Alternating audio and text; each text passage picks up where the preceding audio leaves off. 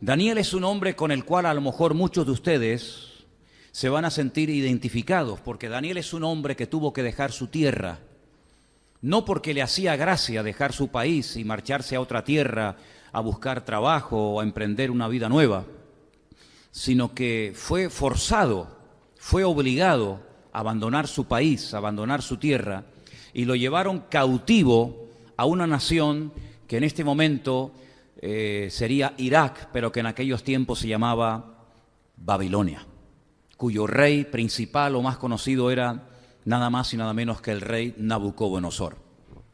Daniel sabía perfectamente que nunca más, escuchen bien, nunca más volvería a pisar su tierra.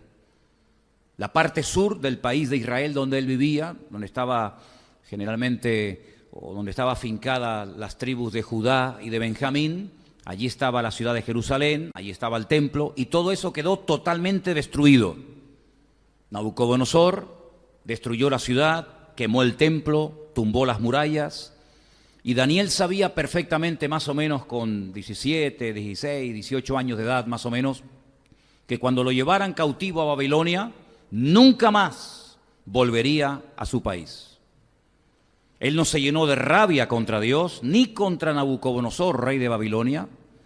Él no le dio lugar a la angustia, a la frustración, a la amargura, a la queja, sino que él supo encajar todos aquellos acontecimientos con una serenidad y con una confianza en el Señor total. Porque él sabía perfectamente que aquellos acontecimientos no habían ocurrido por casualidad.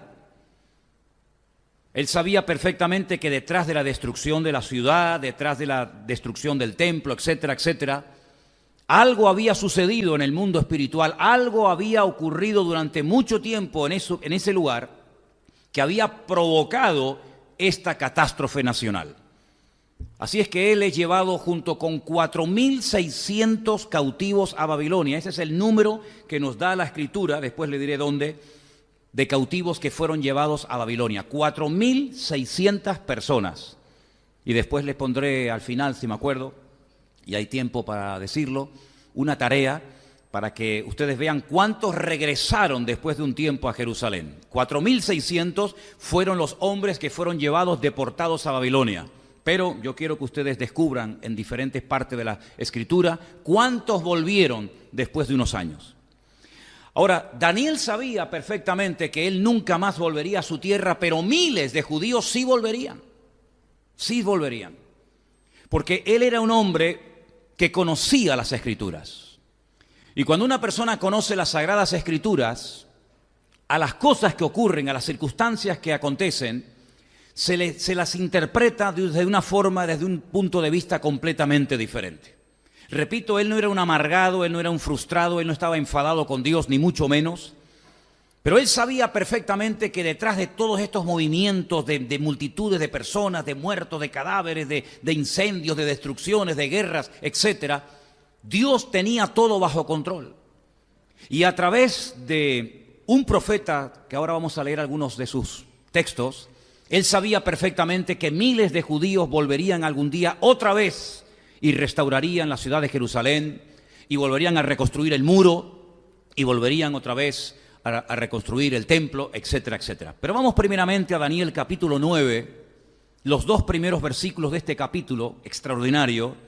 Vamos a prestar atención a esos 2 versículos. Daniel 9, 1 y 2. Y dice así: en el año primero de Darío, hijo de Asuero, de la nación de los Medos, que vino a ser rey sobre el reino de los caldeos, en el año primero de su reinado, yo, Daniel, miré atentamente en los libros el número de los años de que habló el Señor al profeta Jeremías, que habían de cumplirse las desolaciones de Jerusalén en 70 años. Digan conmigo, 70 años. Más fuerte, 70 años. Daniel sabía que no iban a estar toda la vida en Babilonia. Solamente estarían 70 años. Y después de estos años, volverían a su tierra. Y lo sabía porque él leía atentamente en los textos que el profeta Jeremías había dejado escrito, donde él profetizaba la destrucción de Jerusalén, y 70 años después la reconstrucción de la misma ciudad. Leamos dónde Jeremías profetizó ese número de años. Jeremías 25, del 11 en adelante, dice así. Presta atención, hermano. Toda esta tierra será puesta en ruinas y en espanto. Y servirán estas naciones al rey de Babilonia 70 años. Y cuando sean cumplidos los 70 años, castigaré al rey de Babilonia y a toda aquella nación por su maldad, ha dicho el Señor. Y la tierra de los caldeos, y la convertiré en desiertos para siempre. Y traeré sobre aquella tierra todas mis palabras que he hablado contra ella, con todo lo que está escrito en este libro, profetizado por Jeremías contra todas las naciones. Versículo 14. Porque también ellas serán sojuzgadas por muchas naciones y grandes reyes, y yo les pagaré conforme a sus hechos y conforme a la obra de sus manos. Ahí está la palabra profética, ahí está la advertencia. Ustedes son llevados cautivos a Babilonia por 70 años, pero después de esos 70 años, muchos volverán. Lo vuelve otra vez a decir en el mismo libro, capítulo 29, versículo del 10 en adelante, y dice así: porque así ha dicho el Señor, cuando en Babilonia se cumplan los 70 años, yo os visitaré y despertaré sobre vosotros mi buena palabra para hacerlos o para haceros volver a este lugar. Porque yo sé los pensamientos que tengo acerca de vosotros, dice el Señor, pensamientos de paz y no de mal, para daros el fin que esperáis. Versículo 12. Entonces me invocaréis y vendréis y oraréis a mí y yo os oiré. Y me buscaréis y me hallaréis, porque me buscaréis de todo vuestro corazón. Y termino con este versículo.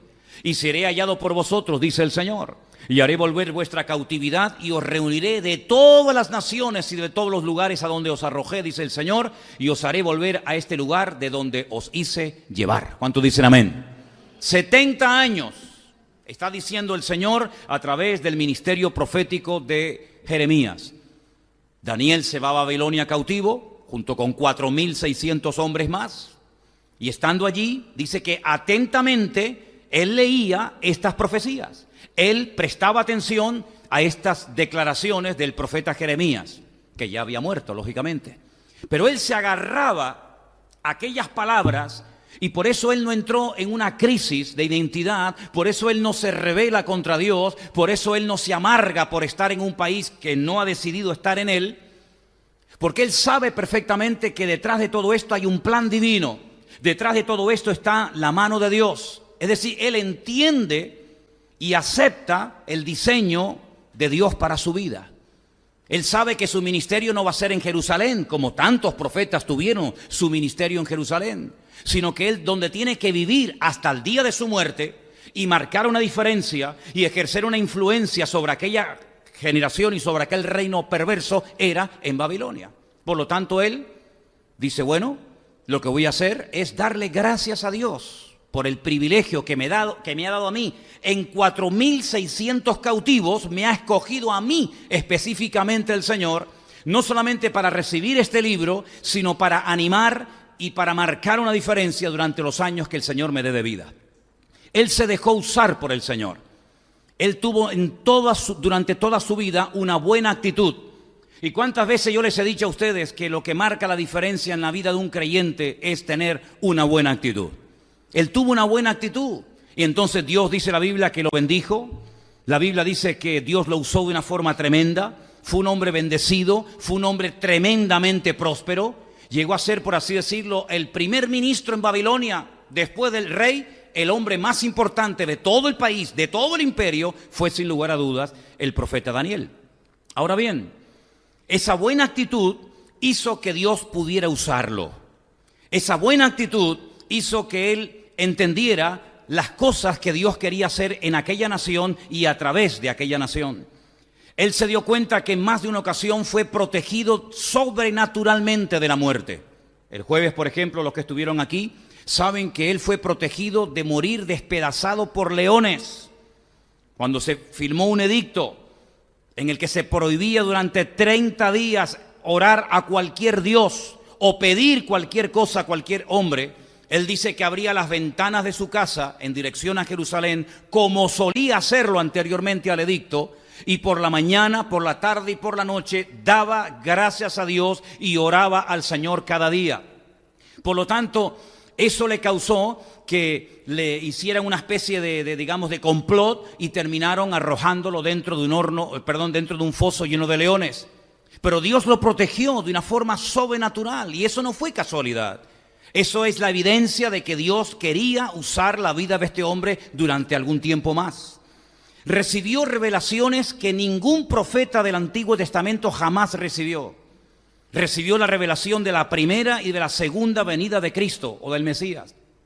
Recibió la fecha exacta de la primera venida del Señor Jesucristo. Daniel capítulo 9. Recibió palabras proféticas tan fuertes, tan extensas, tan profundas, que dice que él no lograba entender qué es lo que Dios quería decirle a través de aquellas palabras. Pero él las escribía y el Señor le decía, séllalas, escríbelas, consérvalas, porque esto no es para tu tiempo, esto es para los tiempos del fin.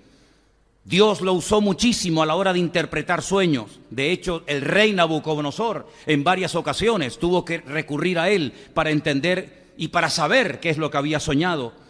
Así que este hombre está en Babilonia, pero la pregunta que debemos de hacernos todos en esta tarde es ¿por qué Dios sacó a este pueblo, a esta tribu del sur de Israel y lo lleva a Babilonia por 70 años? ¿Qué hay detrás de todo esto? Daniel sabía perfectamente, y espero que todos y cada uno de nosotros también lo sepamos, que Dios jamás se va a equivocar en lo que haga o en lo que diga. ¿Cuántos dicen amén?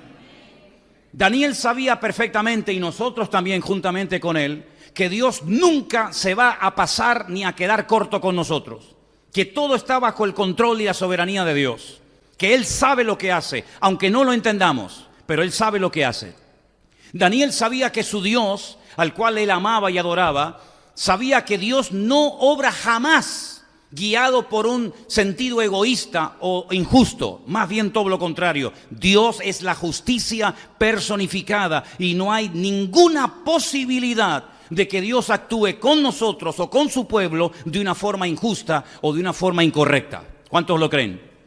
Por lo tanto, lo que hace este hombre en el capítulo 9, es un capítulo muy extenso, yo he escogido algunos versículos que leeremos ahora, pero les pido que lo lean tranquilamente en casa. La primera parte del capítulo 9 es una oración, pero no una oración simple y para salir del paso, sino es una auténtica confesión pública de sus pecados y de los pecados de su país, que son los que han producido el cautiverio. Vamos a leer, por ejemplo, en Daniel capítulo 9, a partir del versículo 5 hasta el versículo 14, y van a darse cuenta de cosas muy interesantes que Daniel ora en esa oración. Daniel dice, hemos pecado, él se incluye, hemos pecado, hemos cometido iniquidad, hemos hecho impíamente, hemos sido rebeldes, nos hemos apartado de tus mandamientos y de tus ordenanzas. No hemos obedecido a tus siervos los profetas que en tu nombre hablaron a nuestros reyes, a nuestros príncipes, a nuestros padres y a todo el pueblo de la tierra. Tuya es, Señor, la justicia y nuestra la confusión de rostro, como en el día de hoy lleva todo hombre de Judá, los moradores de Jerusalén y todo Israel, los de cerca y los de lejos, en todas las tierras a donde los has echado a causa de su rebelión con que se rebelaron contra ti. Oh Señor, nuestra es la confusión de rostro de nuestros reyes, de nuestros príncipes y de nuestros padres, porque contra ti pecamos. Oh Señor Dios nuestro, del Señor Dios es el tener misericordia y el perdonar, aunque contra Él, otra vez lo menciona, nos hemos rebelado. No obedecimos a la voz del Señor nuestro Dios para andar en sus leyes que Él puso delante de nosotros por medio de sus siervos los profetas. Todo Israel traspasó tu ley, apartándose para no obedecer tu voz, por lo cual ha caído sobre nosotros la maldición y el juramento que está escrito en la ley de Moisés, siervo de Dios, porque contra él pecamos. Él ha cumplido la palabra que habló contra nosotros y contra nuestros jefes que nos gobernaron, trayendo sobre nosotros tan grande mal, pues nunca fue hecho debajo del cielo nada semejante a lo que se ha hecho contra Jerusalén. Conforme está escrito en la ley de Moisés, todo este mal vino sobre nosotros y no hemos implorado el favor del Señor nuestro Dios para convertirnos de nuestras maldades y entender tu verdad. Versículo 14. Por tanto, Señor, veló sobre el mal y lo trajo sobre nosotros, porque justo es el Señor Dios en todas sus obras que ha hecho, porque no obedecimos a su voz.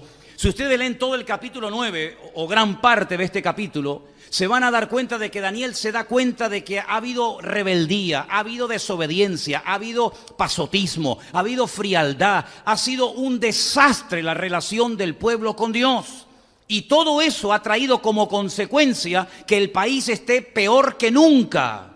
¿O ustedes creen que los países caen de la noche a la mañana de un nivel de riqueza a un nivel de miseria así por arte de magia o de gracia? No, hay un proceso, hay una descomposición moral y espiritual detrás de todo eso. Hay leyes injustas, hay pecado, hay soberbia, hay rebeldía, hay brujería, hay santería, hay adulterio, hay muerte, hay injusticia. Es un cúmulo de cosas.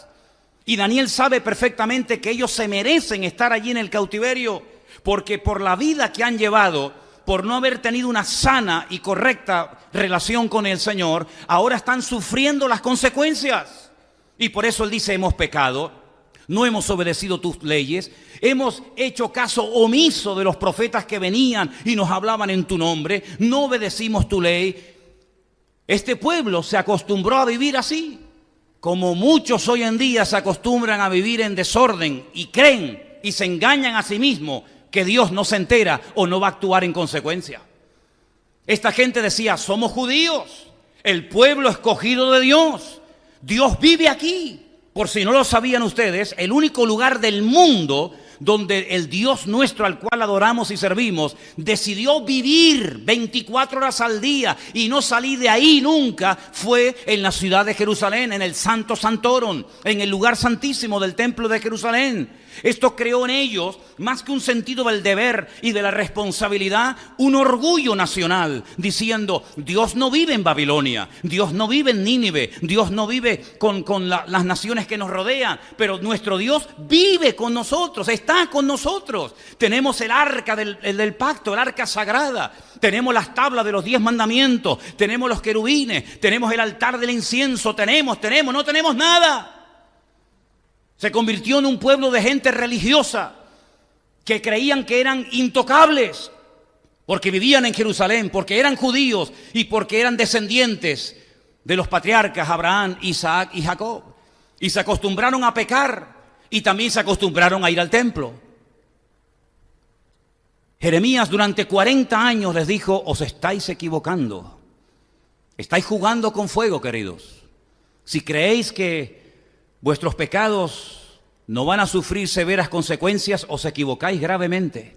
Estáis cavando vuestra propia fosa y tarde o temprano esto se va al garete.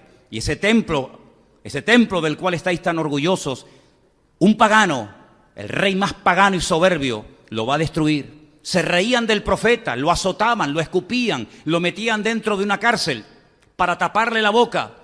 Pero Jeremías seguía y seguía, noche y día, 40 años, mañana, tarde y noche, mañana, tarde y noche. Toda una generación escuchó las palabras de advertencia de Jeremías. Creían que era un traidor, que se había pasado al enemigo, porque las tropas de los caldeos, de los babilónicos, habían rodeado la ciudad de Jerusalén y él les decía a los soldados de Judá, él les decía al rey de Israel, de Judá, arrepiéntanse y si no se van a arrepentir, no sigan peleando porque esta batalla no la vais a ganar. Dice que de esta manera los enemigos decían de Jeremías que desmoralizaba a las tropas, que hacía que los soldados tuvieran miedo y pensaran en la posibilidad de entregar las armas al enemigo. Pero él les decía, no peleen una batalla que no van a ganar, en la cual pueden perder la vida, porque por vuestros pecados, por vuestra idolatría, etcétera, etcétera, esta ciudad va a ser destruida. Y así fue. Ellos creyeron durante muchos años que Jerusalén era intocable, la ciudad del gran rey, en el monte de Sión, donde tenemos allí nuestro templo, nuestra Torá, etcétera, etcétera. El enemigo no podrá entrar a esta tierra porque estamos protegidos de la mano del enemigo. Hermanos, nosotros los cristianos estamos protegidos de la mano del enemigo, sí, claro, pero siempre y cuando estemos alineados con él. Si estamos conectados con el Señor, si estamos viviendo según su voluntad, nada ni nadie nos puede parar ni destruir. El enemigo ni siquiera se puede acercar a nuestra vida. Pero en el momento en el que bajamos la guardia, en el momento en el que no hacemos la voluntad de Dios, somos tan vulnerables como cualquiera. Y eso fue lo que ocurrió. Jerusalén fue destruida. Se preguntarán ustedes, ¿y por qué enfatiza tanto el profeta Jeremías 70 años, 70 años, 70 años? ¿Por qué? Ya lo hemos explicado en varias ocasiones. Para los que lo saben y para los que lo ignoran, lo volveré a repetir. Dios les dio al pueblo de Israel una ley, una Torá, unas instrucciones, en las cuales hay 613 mandamientos. No solamente los 10 mandamientos que la mayoría de la gente conoce y cumplen los que le interesa, y los que no le interesa los dejan a un lado, sino que les dio 613 mandamientos. Y ahí estaba toda la vida del pueblo de Israel controlada. Fueras agricultor, fueras ganadero, fueras profeta, fueras juez, fueras rey, casado, soltero, viuda, separado, convertido, da igual. Allí estaba todo lo que Dios quería que el pueblo supiera. Una de las leyes que le dio, de las 613, consistía en el reposo de la tierra, en el descanso de la tierra cada 7 años. La Shemitá. Una ley que lógicamente solamente podían cumplirla los agricultores. El que no era agricultor, pues no le afectaba directamente, pero el que era agricultor tenía que dejar sus campos, sus fincas, sus terrenos al 7º año sin sembrar. Reposo total y absoluto de la tierra. Dependencia total del Señor, creyendo que la cosecha del 6º año sería tan abundante que podrían vivir el 6º, el 7º y lógicamente el 8º, porque si no habían sembrado el 7º no había cosecha para el 8º. 490 años permaneció Israel desde que entró con Josué, ¿se acuerdan? Desde que entró con Josué a la tierra prometida hasta que ocurre el cautiverio en Babilonia pasaron 490 años. Si cada 7 años tenían que dejar reposar la tierra y nunca lo hicieron en 490 años, quiere decir que durante 70 años la tierra no reposó. 70 por 7, 490. Esa es la razón por la que el profeta Jeremías dice 70 años, 70 años, 70 años. Hay un versículo que quiero que leamos en esta tarde, para que veáis cómo Dios quería que la tierra reposara sí o sí. Segunda de Crónicas, capítulo 36, versículos 20 y 21. Mire cómo lo explica perfectamente ahí el texto. Los que escaparon de la espada fueron llevados cautivos a Babilonia y fueron siervos de él y de sus hijos hasta que vino el reino de los persas, para que se cumpliese la palabra del Señor por boca de Jeremías, hasta que la tierra hubo gozado de reposo. ¿Lo veis? Porque todo el tiempo de su asolamiento reposó hasta que los 70 años fueron cumplidos. Ellos pensaban que eso de dejar reposar la tierra cada 7 años no era tan importante. Otras cosas eran más importantes, pero esa, al fin y al cabo, algo que hay que hacer cada 7 años, si no lo hacemos, no pasa nada. Y hay muchísima gente hoy en día así. Si yo hago esto, aunque 100% no sea la voluntad de Dios, no pasa nada. Si no vengo a la iglesia, sino cuando me da la gana, no pasa nada. Si no oro, no pasa nada. Si no apoyo la obra de Dios con mis diezmos y ofrendas, como dice la Biblia, no pasa nada. Si llevo una doble vida y mi vida privada es completamente opuesta a mi vida pública, no pasa nada. Si no leo la Biblia mucho y no aprendo textos de la Biblia y no evangelizo y gano almas para Cristo, no pasa nada. Si vengo aquí o no vengo, no pasa nada. Y así van muchos por la vida, no pasa nada, no pasa nada, no pasa nada. Así se acostumbró a vivir Judá y Benjamín, con el no pasa nada, Dios es bueno. Y claro que Dios es bueno, y claro que Dios es amor. ¿Y quién dice lo contrario? Pero ese Dios que es bueno, ese Dios que es amor, también es un Dios justo. Y establece leyes y normas, te gusten o no te gusten. No es Dios el que se tiene que adaptar a nosotros. Somos nosotros los que tenemos que adaptarnos a Él y obedecerle a Él. No es que yo pellizco de la Biblia, esto me gusta, esto me gusta, esto me gusta, pero esto no me hace gracia, lo dejamos para un lado. O como algunos hacen, creyéndose sabios, y dice que algunos queriendo ser sabios hacen necios. Esto es para los cristianos, esto es para los judíos. Y cuando me interesa me hago judío, y cuando me interesa me hago cristiano. Y cuando me interesa digo esto era para antes, y cuando me interesa digo esto para ahora y para mí. Esa es la forma como viven muchos hoy en día, montándose su vida, su manera, ¿verdad? Con sus planes particulares. Así vivió esta gente durante años, y ahí estaban los profetas, un día, otro día, por la mañana, por la tarde, por la noche. No pasa nada, hasta que pasó.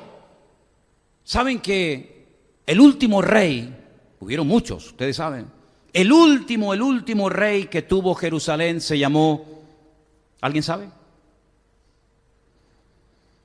Sedequías.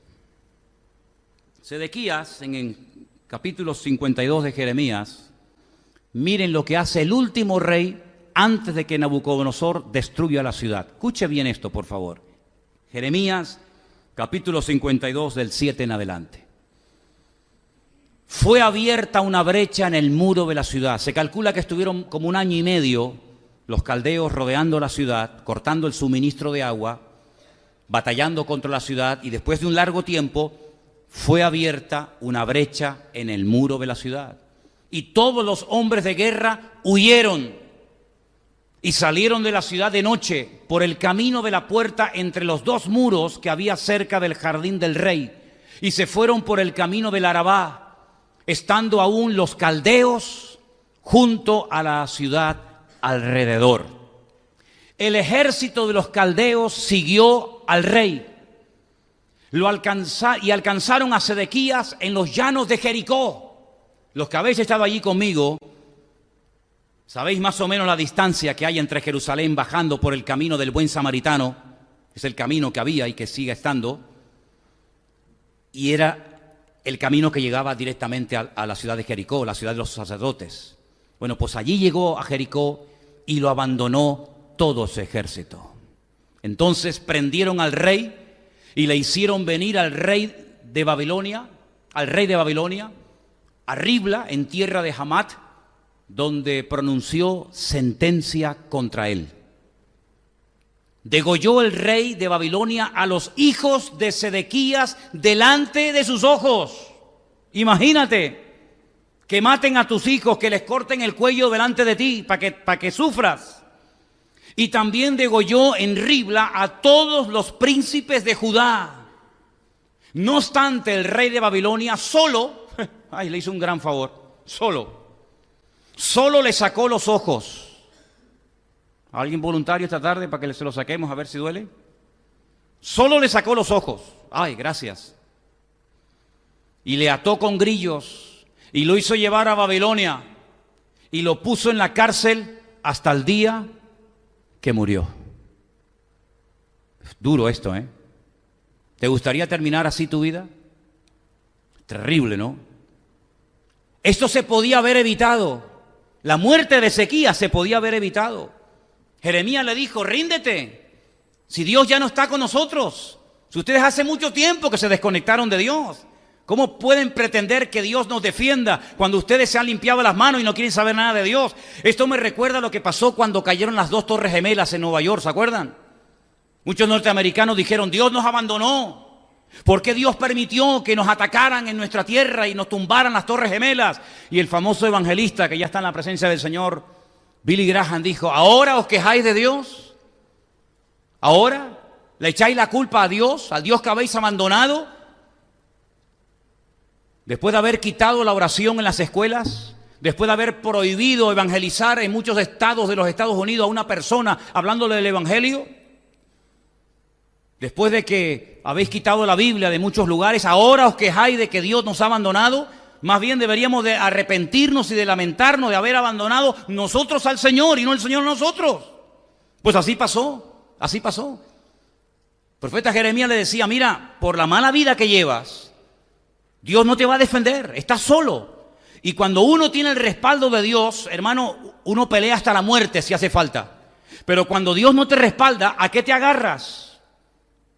¿Cuál es el punto de referencia? ¿Cuál es tu apoyo? Ríndete. No lo quiso hacer. Prefirió huir, creyendo que de esa manera iba a salvar su vida. Y dice que salió de noche por una de las puertas que aún se pueden visitar en Israel, la famosa cueva de Sedequías, donde tantas barbaridades se hacen cada año allí. Huyó con su ejército hasta el desierto, cerca de la ciudad de Jericó. Los soldados lo dejan más solo que la una, llegan, lo atrapan, lo encadenan, le ponen grillos, le arrancan los ojos, se lo llevan a Babilonia y allí matan a sus hijos delante de él y allí muere como un perro. ¿Qué necesidad tiene la gente de sufrir? ¿Qué necesidad tiene de tocar fondo? ¿Qué necesidad tiene de terminar tus días botado como un perro en un garaje, en un solar o en un hospital o donde sea? ¿Qué necesidad tienen muchos que se llaman cristianos de terminar sus días así? Es que, ¿saben lo que pasa? Es que la actitud esa de que no pasa nada es mentira. El Señor dice que la paga del pecado siempre será la misma. Eso si lo leía un hermano del siglo I y lo lee un hermano del siglo IV y lo lee un hermano de la Edad Media y lo lee un cristiano de esta época, siempre leerá lo mismo, que la paga del pecado es la muerte. Pero algunos no se lo creen. Algunos no se lo creen. No importa que yo tenga una querida, no importa. ¿Qué más da? Dios es bueno. ¿Y qué importa si me congrego o no me congrego? ¿Qué más da? ¿Y qué más da si leo la Biblia o no leo? Total, Dios no sabe nada, no se entera. Es como un viejito cansado que ya tiene tantas cosas en la cabeza y tiene tantos asuntos que resolver, que ya si yo hago lo malo o lo bueno, Él ni se da cuenta. Pues no, Señor. Dice la Biblia que los ojos del Señor recorren toda la tierra y Él sabe perfectamente cómo estamos y sabe perfectamente lo que estamos haciendo. ¿Cuántos dicen amén? Ellos creían que podían hacer lo que les daba la gana, pues se equivocaron. Desde el más grande hasta el más pequeño, todos se equivocaron, todos. Ahora fíjense el método, ¿no? Primero viene la palabra, la amonestación. La palabra para sacudir a la gente, para amonestarte, para abrirte los ojos. No haces caso, no quieres oír. Prefieres matar al vocero que hacer caso al mensaje. Muy bien, viene el juicio, viene el castigo. En este caso, ustedes que aman tanto esta tierra, fuera de aquí, esta tierra es mía, porque la tierra de Israel no es de los judíos, la tierra de Israel es de Dios. Dios es el dueño, mía es la tierra y su plenitud. Aquí nadie tiene tierra, aunque tengas tu título de propiedad, aunque tengas tus escrituras, el planeta Tierra le pertenece al único dueño, y el dueño de toda la tierra es el Señor de los ejércitos, a Él sea la gloria. Así que si ustedes no cumplen con las condiciones que yo pongo para vivir aquí, fuera de mi tierra. Y lo sacó 70 años porque Dios había dicho, yo quiero que mi tierra, yo quiero que mi ciudad, yo quiero que mi país cada 7 años se pare y solamente se dediquen a orar, a cantar, a adorarme, a honrarme, a servirme, y que durante ese año no hagan nada más que honrarme y servirme a mí. ¿No queréis hacer caso? Fuera de mi tierra 70 años. Y esas profecías que habían quedado escritas por la pluma de Jeremías, se las llevó. Allí estaban las escrituras en Babilonia. Y Daniel leía y decía, algún día saldréis de aquí. Algún día saldréis de aquí. Él no iba a volver otra vez a Jerusalén, pero Dios algún día va a restaurar y Dios algún día va a bendecirnos. ¿Cuántos dicen amén? Quiero leerles un versículo. Quiero leerles en Jeremías, el capítulo 52, versículos del 28 al 30. Dice, este pueblo que Nabucodonosor llevó cautivo en el año séptimo, llevó a 3.023 hombres de Judá. En el año 18 del mismo rey Nabucodonosor, llevó cautivas de Jerusalén a 832 personas. En el año 23, hay como grupos, ¿no?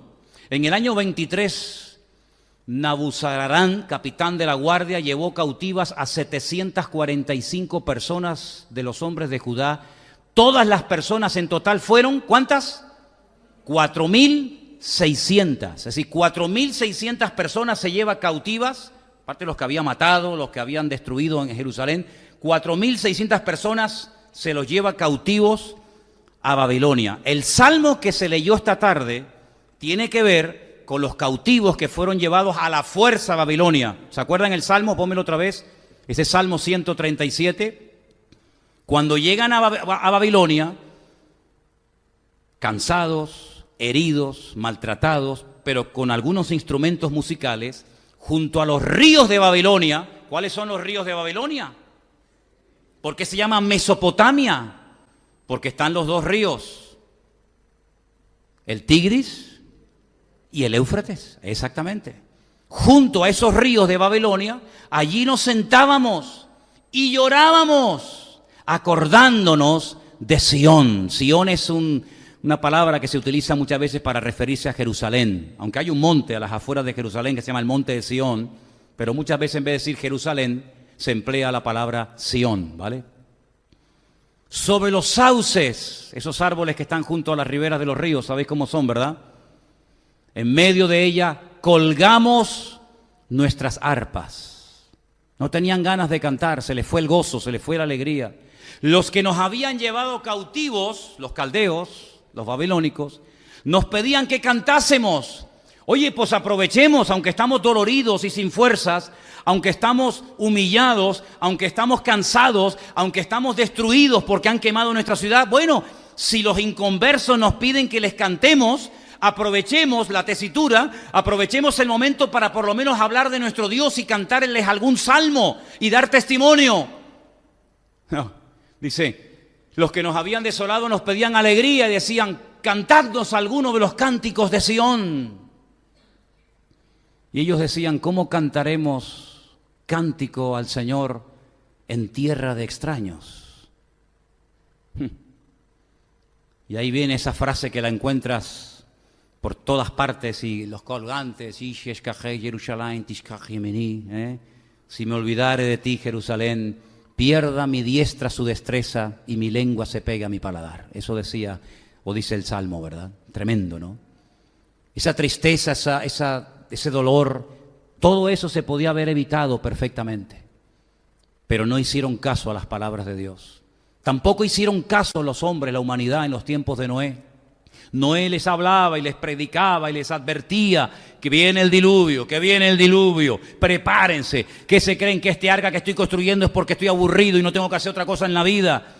Nada, no le hicieron caso. Solo 8 personas se salvaron de toda la humanidad. Fueron más obedientes los camellos, los mulos, las ovejas, los animales fueron más obedientes y más sumisos al llamado de Noé que los seres humanos. Toda la raza humana pereció, salvo los 8 que entraron. ¿Qué les parece?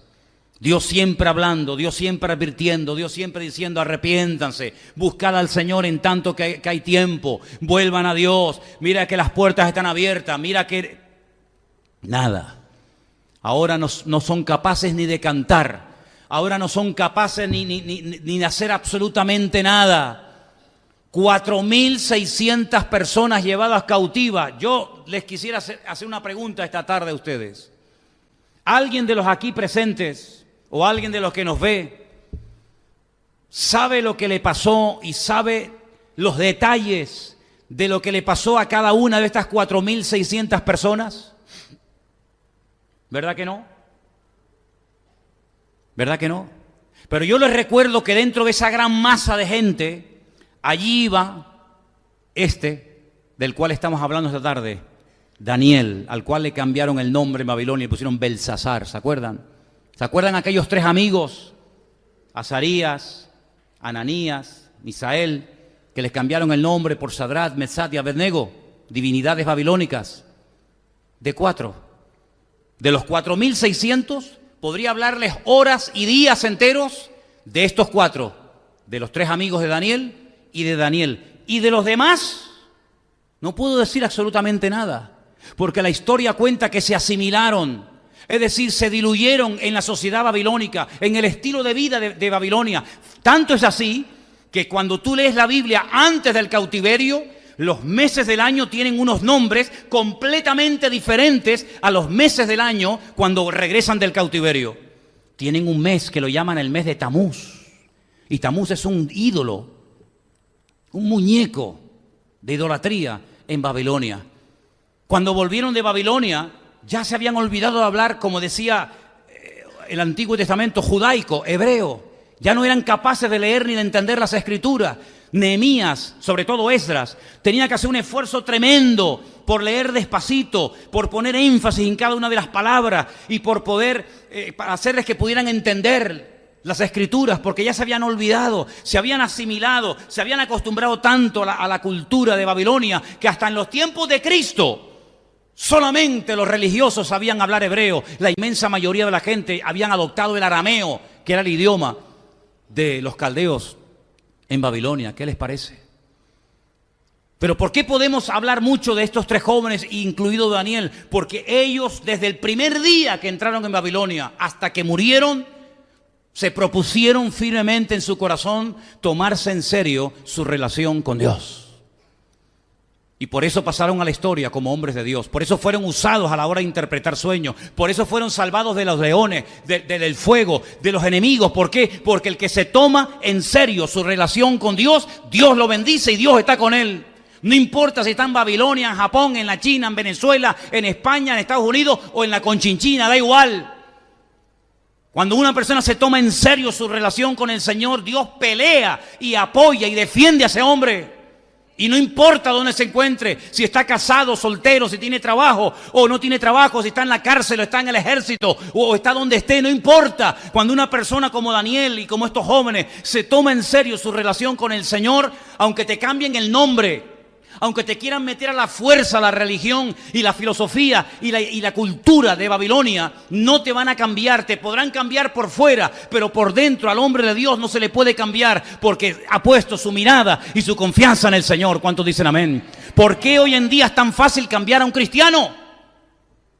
Porque hay gente que viene a la iglesia y dentro de un año no los ven nunca más. Y a esta gente los apaleaban, los quemaban, los crucificaban, los echaban a los leones, los echaban al fuego y no había forma de cambiarlos. Les mataban al padre, le quemaban a los hijos, le mataban a la mujer, le violaban a las hijas delante, los llevaban a tierra extraña, le cambiaban el nombre, le ponían nombres de demonios y no había forma de que claudicaran tú. Al contrario, era Nabucodonosor el que tenía que recurrir a ellos y pedir ayuda. Y tenía que decir, como el Dios de Sadrach, Mesach y Abednego y como el de Daniel, no hay otro Dios. ¿Y por qué hoy en día es tan fácil cambiar la mentalidad de un cristiano? ¿Por qué hoy en día es tan fácil manipular a muchos creyentes con falsas doctrinas? ¿Por qué hoy en día es tan fácil que hay creyentes que se van de una iglesia y se van a otra en la que creen totalmente diferente y se comen todo y a todo dicen amén y todo lo aceptan? ¿Por qué? Porque no hay compromiso y porque no hay una realidad, un compromiso real con el Señor. Porque algunos viven de cultos, porque algunos viven de internet, pero no viven de una comunión directa y verdadera con el Señor. Y por eso son tan manipulables, tan volubles. Y hoy están aquí, mañana están allá, y ahora te adoran, y mañana te apuñalan, y ahora te apoyan, y mañana te cuestionan. ¿Por qué? Porque no hay fundamento, porque no hay base. Pero en las vidas de esta gente, que no tenían pastor, no tenían iglesia, no tenían Biblia, no tenían internet, no tenían WhatsApp, no tenían Messenger, no tenían Facebook, no tenían nada, pero lo tenían todo, porque el que tiene a Dios lo tiene todo. ¿Cuántos dicen amén? Eso es lo que nos hace falta. Eso es lo que nos hace falta. Claro, cuando ustedes hagan la tarea que yo les voy a pedir, ¿cuántos volvieron del cautiverio?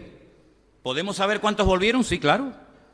Léete Esdras, por ejemplo, y te van a dar los nombres de todos los hombres y personas que volvieron. Suma, a ver cuántos volvieron. ¿Cuánto le costó a Esdras, a Nehemías y a Zorobabel? ¿Cuánto le costó animar a la gente que volvió para que arrancaran de cero y se pusieran manos a la obra y comenzaran a construir el templo? Mira, esta historia de antes, durante y después de la destrucción del templo es enorme. Hay centenares de capítulos y de información. Pero cuando vuelven del cautiverio, cargadas las alforjas, porque resulta que hay un rey llamado Ciro. Esto es una historia buenísima, porque este rey Ciro, antes de que naciera, 150 años de que naciera este rey persa, este iraní, a través de los labios y del ministerio del profeta Isaías, escribe un texto en el que dice que un día va a nacer un niño al cual sus padres le van a poner por nombre Ciro, que será el ungido del Señor y será el que le permita a Judá y a Benjamín volver a Jerusalén a restaurarla. ¿Qué te parece? Cuando volvieron cargados de oro, de plata, de bronce, de todo tipo de materiales para la reconstrucción del templo, porque el Señor le había dicho al rey Ciro: tú me tienes que levantar casa en Jerusalén, tú personalmente, a través de esta gente. Cuando ellos vuelven a Jerusalén, comienzan a poner manos a la obra, pero el templo se detiene. Y por ahí llega un día un tal Ageo. ¿Conocen a Ageo? ¿De qué lo conocen? De la Biblia. Bueno. Llega Ageo y les dice: oye, ¿por qué el templo está abandonado? Es como un edificio que se empezó a construir y se dejó a medias, como cuando vino la crisis, ¿se acuerdan? ¿Cuántas obras, cuántas construcciones, cuántos complejos hoteleros quedaron sin puertas, sin ventanas? La gente se metía, arrancaba lo que habían metido. ¿Por qué? Porque no se podía terminar la construcción. Así estaba el templo abandonado, lleno de chacales, de animales. Y Ageo decía: ¿pero qué ha pasado? Ustedes ya hace 16 años que volvieron del cautiverio. Ciro les apoya en todo, tienen su apoyo, tienen su dinero, tienen su respaldo, tienen todo. ¿Por qué el templo lo empezaron a construir y no lo han terminado? Lo han dejado a medias. ¿Saben lo que decían? Porque aún no ha llegado el tiempo de construir la casa de Dios. ¿Será posible? Pero ¿cómo que no ha llegado el tiempo? Pero es que no hemos estado 70 años en el cautiverio, privados de nuestra libertad, donde hemos sido esclavos, donde no hemos tenido vacaciones, donde hemos trabajado como negros, y ahora por fin somos libres. El rey más poderoso de la tierra nos respalda, nos da dinero, nos manda ayuda, y resulta que hemos empezado la obra y la hemos dejado a media. Y Ageo decía: ¿y dónde está el dinero? ¿Dónde está todo el oro y las piedras preciosas? ¿Dónde está todo el recurso material que habían traído? ¿Dónde rayos lo han metido? Y le dicen: es que nosotros nos hemos construido nuestras casas con todo eso. ¿Cómo? Y Ageo dice: pero ¿cómo es posible que ustedes digan que no es tiempo para trabajar para Dios? Y os habéis construido unas mansiones alucinantes con el dinero que era para Dios. ¿Pero qué estáis haciendo? Cuando de esto se enteran Esdras, cuando esto lo oye Nehemías, se arrancan los pelos de la cabeza, se lanzan contra la gente. Dice: pero es que no aprendéis de la historia. Vuelven otra vez a casarse con quien no tienen que casarse, vuelven otra vez a hacer negocios con los inconversos, vuelven otra vez a profanar el Shabbat, vuelven otra vez a lo mismo o peor. Y entonces esta gente se desesperaba y decía: pero otra vez vais a caer en la misma piedra, otra vez en los mismos pecados. ¿No os dais cuenta que nuestros antepasados fueron deportados a Babilonia por 70 años por lo que estáis haciendo ahora vosotros? Es que no terminamos de aprender. Es una tragedia que algunos cristianos tengan que enfermarse, o ver a un hijo enfermo, o en la droga, para decir: voy a comenzar a ir a la iglesia, a orar un poquito más y a leer la Biblia. Pues existe gente así, aunque parezca mentira. ¿Nos tienen que venir desgracias para que busquemos a Dios? Pues bienvenidas sean las desgracias. Si a través de ellas aprendemos y buscamos a Dios, que empiecen a caernos todas encima. Pero esa no es la forma, ese no es el método que Dios quiere para nosotros, que somos sus hijos y su pueblo y su amada iglesia. Él nos habla y nos instruye a través de su palabra, pero ¿cuántas veces nos tiene que hablar Dios? ¿Cuántos sermones más nos faltan por oír para darnos cuenta de que el no pasa nada es mentira? Sí pasa, aunque por un tiempo parece que escapo. Bueno, pues queridos hermanos, en este ambiente se crió Daniel hasta el día de su muerte. Él nunca...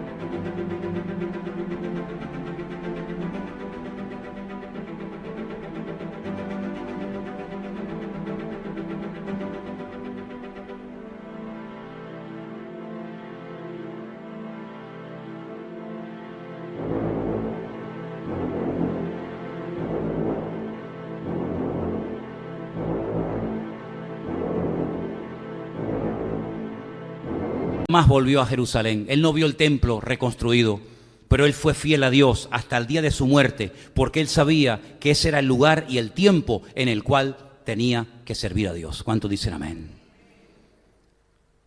¿Y nosotros? ¿Cuánto más les tengo que predicar ya a ustedes? ¿Saben cuántos años llevo subido a este púlpito? ¿Saben cuántos sermones hay almacenados en internet? ¿Saben cuántas horas de estudio bíblico y de predicaciones y de consejos y de oraciones hemos tenido en estos últimos 17 años? Si echáramos suma y comenzáramos a sumar todos los sermones, los estudios bíblicos, las oraciones, los consejos, las palabras, no sé qué, no sé cuánto,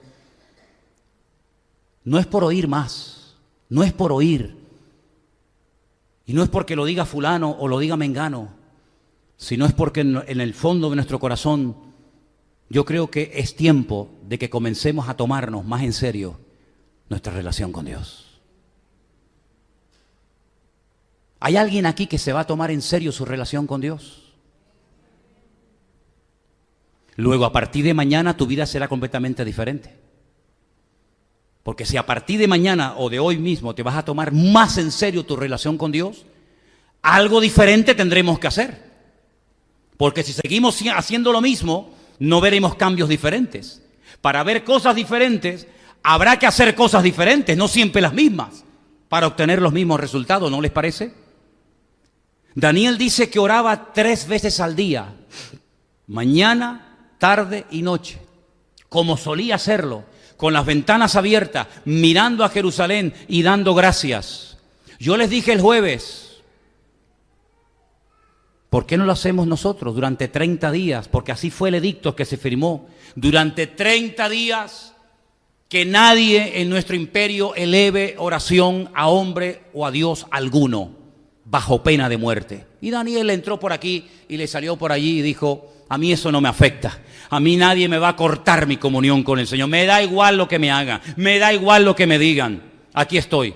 Y para no esconderme, abro las ventanas de mi casa, no me voy a la habitación y digo, no digas nada, que no se entere nadie. Al fin y al cabo, con las ventanas cerradas o abiertas, Dios me va a escuchar igual. Al fin y al cabo, bajito o en alta voz, Dios me va a escuchar igual. No, yo no me tengo que esconder de nadie, porque yo no estoy cometiendo ningún crimen ni ningún delito. Yo estoy hablando con Dios, el Dios vivo, el Dios verdadero, el Dios poderoso. Y a mí nadie me va a tapar la boca.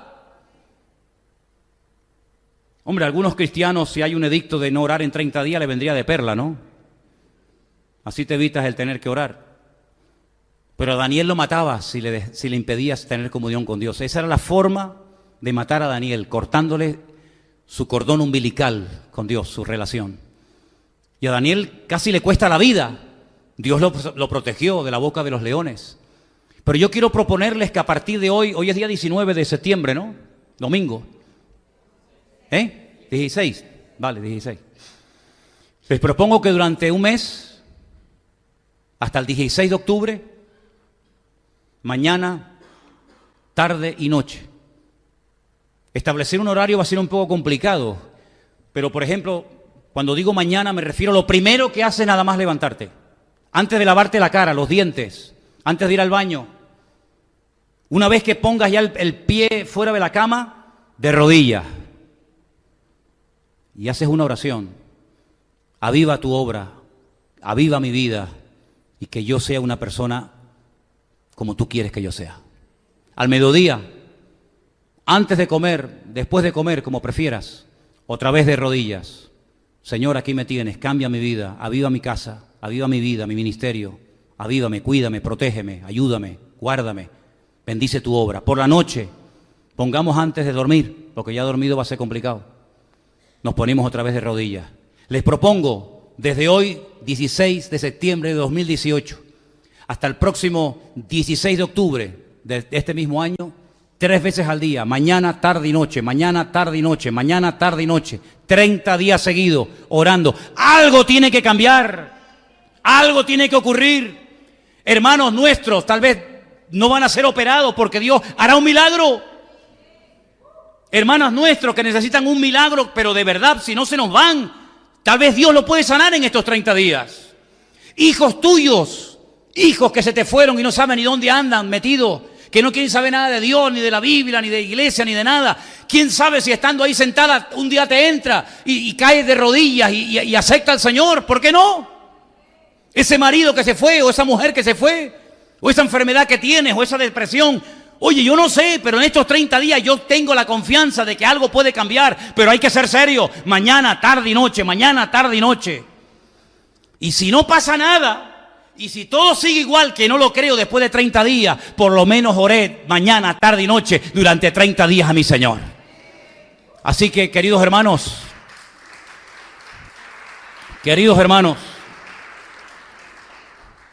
no busco gente que para quedar bien digan, sí, yo lo voy a hacer. Porque lo haga usted o no, a mí me da igual. Me afectaría en el sentido que me daría pena por ti, pero yo lo voy a hacer, lo hagas tú o no, me da exactamente igual. Pero solamente le voy a pedir en esta noche, y por favor, mire, piénselo bien, porque usted no se está poniendo de pie a lo que yo voy a decir ahora. No lo hagas por emoción. No lo hagas para que no te diga nada la mujer que estás al lado. No lo hagas por eso, ¿eh? No lo hagas por eso. Me da igual si se levantan todos o se levanta uno. Me da igual, exactamente igual. Solamente voy a pedir que los que a partir de hoy, bueno, ya de mañana, ¿sí? Porque si es mañana, tarde y noche, arrancamos a partir de mañana. Nhưng ánh mắt nàng lại nhìn theo hướng khác, là tâm trí ta đã trông ra đường sáng, nhưng con tim có ngu si lại đi qua đường lạc. Tình làm tấm thân này phờ phạc, dằn vặt tâm can dù thật sự đâu muốn đâu. Tình khi đơn phương luôn mong manh như bờ cát, ta bước vào chỉ nhẹ nhàng nhưng mỗi bước đều lún sâu. Ra mình một góc phải 3 ngày dài qua, càng làm cho đầu óc nặng nề thêm trì trệ. Và rồi ta đã viết bài ca về loài hoa từng mang đến cho ta vương vấn của si mê. Ra mình một góc phải 3 ngày dài qua, càng làm cho đầu óc nặng nề thêm trì trệ. Và rồi ta đã viết bài ca về loài hoa từng mang đến cho ta vương vấn của si mê. Đã đi trễ còn là người đến sau, nên nỗi cô đơn chấp nhận một mình mang. Để rồi lần nữa quặn thắt nỗi đớn đau, phải chịu thương tích vì không giỏi tính toán. Em luôn tỏa sáng nóng bỏng như mặt trời, đủ sưởi ấm cõi lòng này suốt cả trăm năm. Ta là hướng dương ngắm em cả một đời, còn nỗi buồn của ta em đem ra gặm nhấm. Trao gửi muôn màng muôn vàn lá thư tình, màn đêm buông xuống thổn thức ánh trăng xa. Se comprometan delante de Dios. Yo no tengo ningún compromiso contigo ni tú conmigo. Yo no pacto con hombres, ni usted tiene que pactar conmigo. Esos son rollos raros que enseñan por ahí. Aquí no hacemos pacto con hombres, aquí hacemos pacto con Dios. ¿Vale? Si ha hecho pacto con hombres, ya lo puede estar rompiendo. Usted haga pacto con el Señor. Usted quiere ir en serio con el Señor. Y usted a partir de mañana, cuando se levanta por la mañana, me pongo de rodillas y voy a orar a Dios. Y no es que voy en el coche y Señor, no. Lo primero, eso, a mediodía y a la noche, 30 días seguidos. Solamente a eso les voy a pedir que se pongan de pie. A los demás que se queden sentados, no pasa nada. No va a pasar nada si usted no se pone de pie. Solamente los que lo vayan a hacer. Y los que los vayan a hacer, vamos a orar en este momento para que el Señor nos ayude a todos a cumplir con este compromiso que hacemos delante de Él, y que Dios nos ayude el día 16 de octubre, aquí, decir, Señor, con tu ayuda, logré orar 3 veces cada día, por la mañana, por la tarde y por la noche, para que tú avives tu obra y cambies mi vida. ¿Cuántos lo creen? Cierra tus ojos ahí donde estás, por favor. Ahí donde tú estás, Dios te está viendo, Dios te está escuchando, te conoce perfectamente. Dile con tus propias palabras al Señor ahora mismo, Señor, yo quiero, tal vez por primera vez en mi vida, comprometerme a hacer algo así. Por la mañana.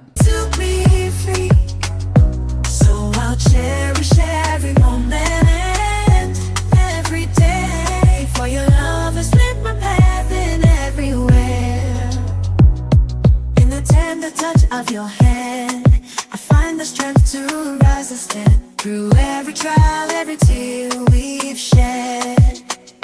Your love's been the shelter where I find my bed. For your love's been my anchor in life's stormy seas, a beacon of hope guiding me to be free. So I'll cherish every moment. For your love has lit my path in every way.